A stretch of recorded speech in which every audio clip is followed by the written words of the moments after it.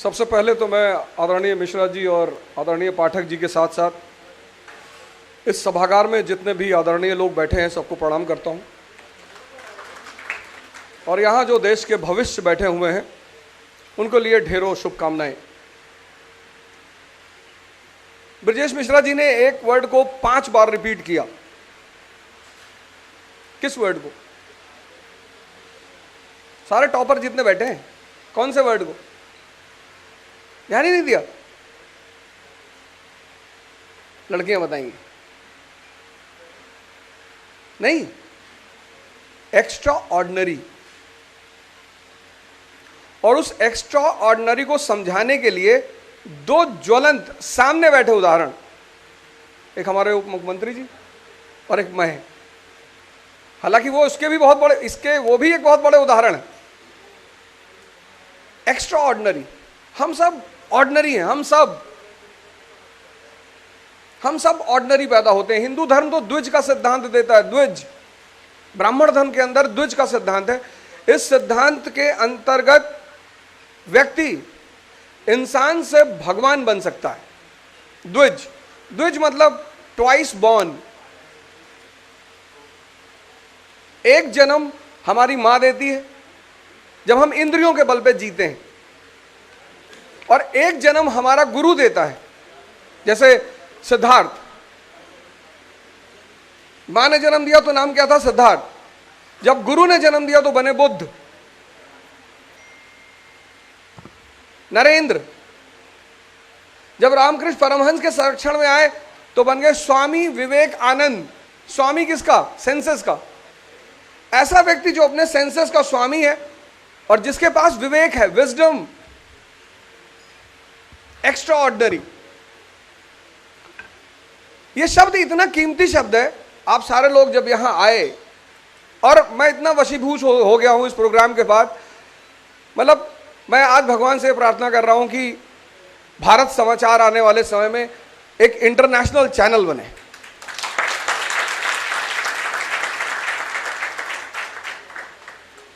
और हमारे उप मुख्यमंत्री जी भारत के प्रधानमंत्री बने।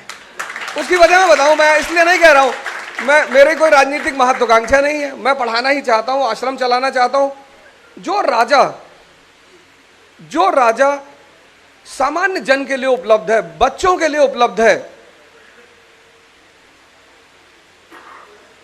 जो व्यक्ति, मिश्रा जी ने कहा कि मैं एक सामान्य जन से उठता हूं। इन्हें लगा कि हम पहली बार, इन्हें लगा कि हम अगर आपको बुलाएंगे, आपके मन में एक सपना पैदा होगा, ड्रीम पैदा होगा। जो कदम इन्होंने उठाया, मुझे नहीं लगता हिंदुस्तान में इससे पहले किसी ने ऐसा कदम उठाया होगा। हो सकता है मुझे जानकारी का अभाव हो, लेकिन यह बहुत श्रेष्ठ कदम, बहुत बड़ा कदम। अब ये एक्स्ट्रा ऑर्डिनरी बनते कैसे? वो सूत्र में 2-3 सूत्र है जो मैंने सीखा। जैसा कि ब्रजेश जी ने कहा कि मैं साधु बन गया, तो साधु के दौर में वो 2-3 सूत्र मैंने सीखे। पहला सूत्र, क्यूरियोसिटी। इससे किताबें बड़ी अद्भुत चीज हैं। अद्भुत इसलिए हैं कि ये सबको एंटरटेन नहीं करती।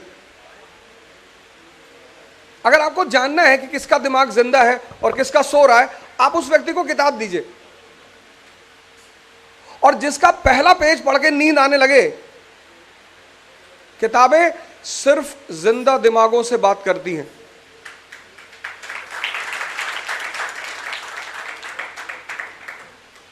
इतनी बड़ी चीज है किताबें।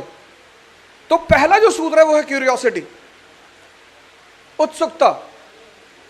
आप सारे लोग होटल में आए, रेडिसन पहली बार आए, तो आप में से कितने लोगों ने कोशिश की यहां बैठकर कि इसका मतलब क्या होता है? ये मन में ख्याल आया? आइंस्टीन ऐसे ही महान बना, न्यूटन ऐसे ही महान बना। कितने लोगों के सामने सेब गिरा होगा? किसी में उत्सुकता नहीं पैदा हुई। कितने लोगों ने बीमार आदमी को देखा, बुजुर्ग को देखा, सन्यासी को देखा, लेकिन सारे सिद्धार्थ बुद्ध नहीं बने। इसलिए शिक्षा का रोल है दिमाग को जिंदा करना, और दिमाग को जिंदा करने का पहला सूत्र है उत्सुकता। क्यूरियोसिटी, जानने की इच्छा, क्यूरियोसिटी, एक्साइटमेंट नहीं। एक्साइटमेंट तो बहुत गंदी चीज है। आज का युवा सबसे ज्यादा एक्साइटमेंट का शिकार है। एक वैक्यूम क्लीनर वाले ने घर में कॉलबेल बजाया, जैसे ही लेडी ने दरवाजा खोला उसने कारपेट पे पूरा कचरा डाल दिया।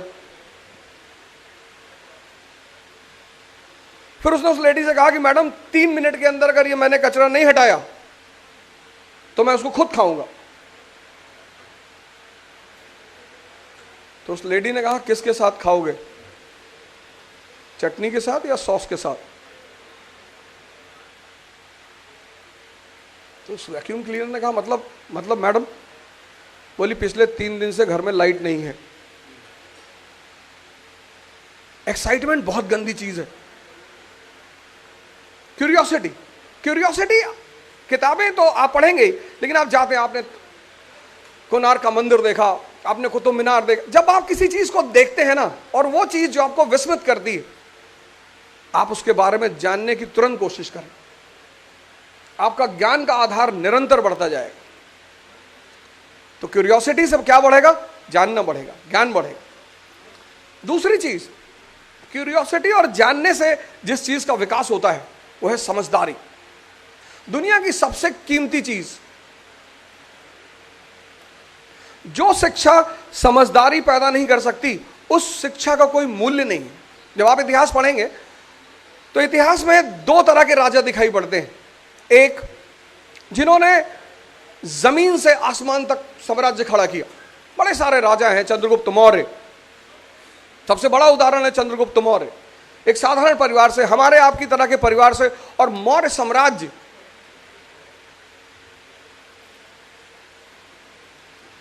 और दूसरी तरह के इतिहास में आपको राजा मिलेंगे जिनके पास पूरा साम्राज्य था, उन्होंने खत्म कर दिया। ऐसे बड़े सारे राजाओं, रूस का राजा है, रूस की क्रांति के समय जार निकोलस सेकेंड,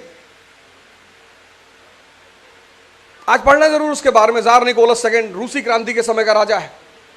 जनता ने महल को घेर रखा, जनता रोटी मांग रही है, युद्ध आपने शुरू किया, और जब जनता रोटी मांग रही है उसने सेना भेज दी। सेना कौन? सिपाही कौन?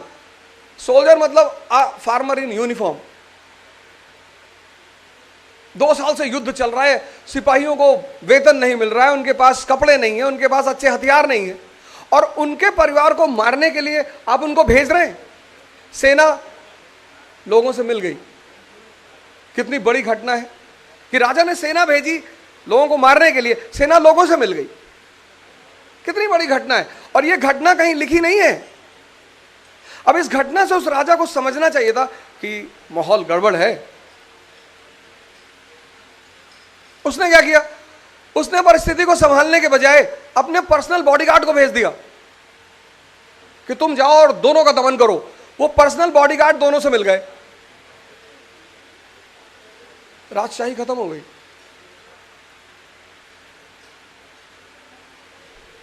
समझदारी। इसीलिए मैंने कहा ना, स्वामी विवेकानंद, नरेंद्र, तुम सब नरेंद्र ही हो। 10th में, 12th में, 10th की लॉबी, 12th, तुम्हारे पास पूरा मानव से लेकर भगवान तक का दायरा बड़ा हुआ है। किसका विकास करना है? समझदारी का। किसको डेवलप करना है? क्यूरियोसिटी को। मेरी शिक्षा एक सरकारी स्कूल में गांव से शुरू हुई, फिर मैं फातिमा स्कूल में पढ़ा। जैसा कि मिश्रा सर ने कहा, हमारे पिताजी पोस्ट ऑफिस में बाबू थे, लेकिन हमारे पिताजी ने हमें हमेशा, ये जो मैं आपसे बोल रहा हूं आज, जो भी मैं हूं, उसमें सबसे अहम भूमिका है मेरे पिताजी की। एक बार नायब तहसीलदार का फॉर्म भर दिया मैंने। नायब तहसीलदार का फॉर्म एग्जाम था, पिकअप भवन से था, तो मैंने फॉर्म भर दिया। तो आए, उन्होंने हमसे कहा कि बेटा ऐसा करो, अब तुमको नौकरी की तलाश है। मैंने कहा जी। कहा नौकर बनना चाहते हो? अरे मैंने कहा सभी तो नौकरी ढूंढते। बोले सभी की बात मत करो,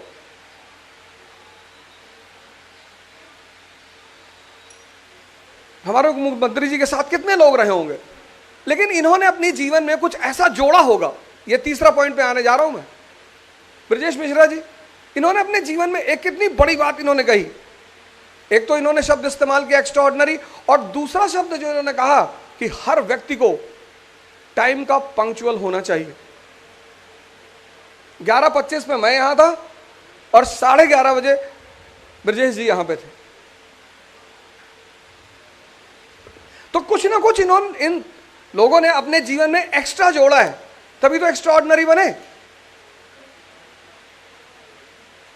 तो क्यूरियोसिटी के साथ समझदारी, विवेक। जो अपनी इंद्रियों का स्वामी है और जिसके पास विवेक है वो आनंद में ही रहेगा। यही मतलब है उस नाम का, स्वामी विवेक आनंद। नाम ही दर्शन है।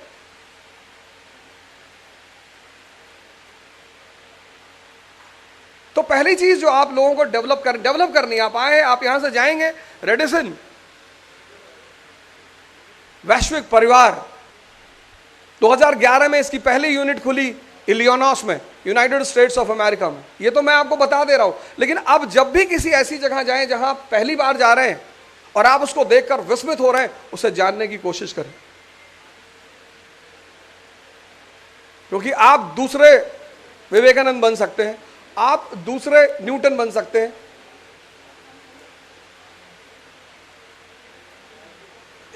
तो क्यूरियोसिटी, समझदारी, और तीसरी चीज शक्ति।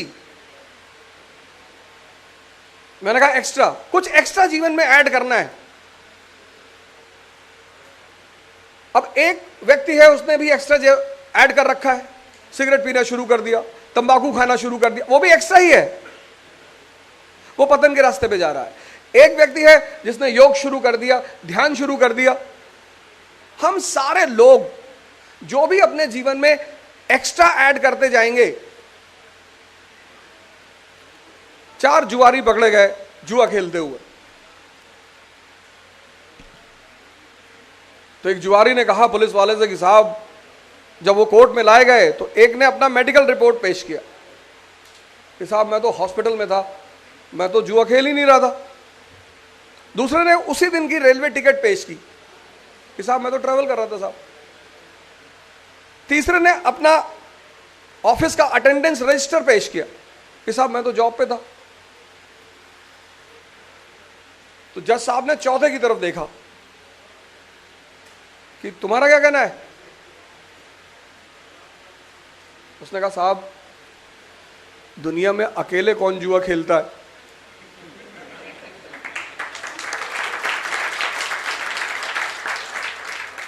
तुम्हें जब भी बचाएगी, तुम्हें जब भी राइज कराएगी तुम्हारी समझदारी।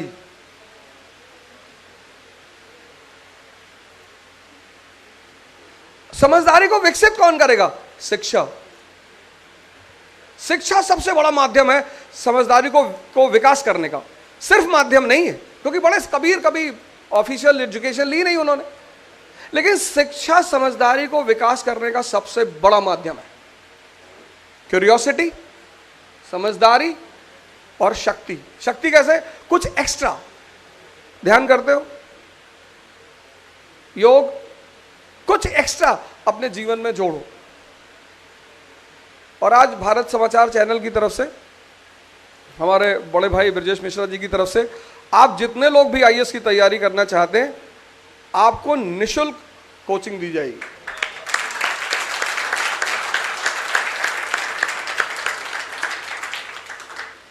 बाकी मैं ब्रजेश मिश्रा जी का बहुत बहुत धन्यवाद करना चाहता हूं कि उन्होंने मुझे यहां आमंत्रित किया और मुझे ये सम्मान दिया। Thank you.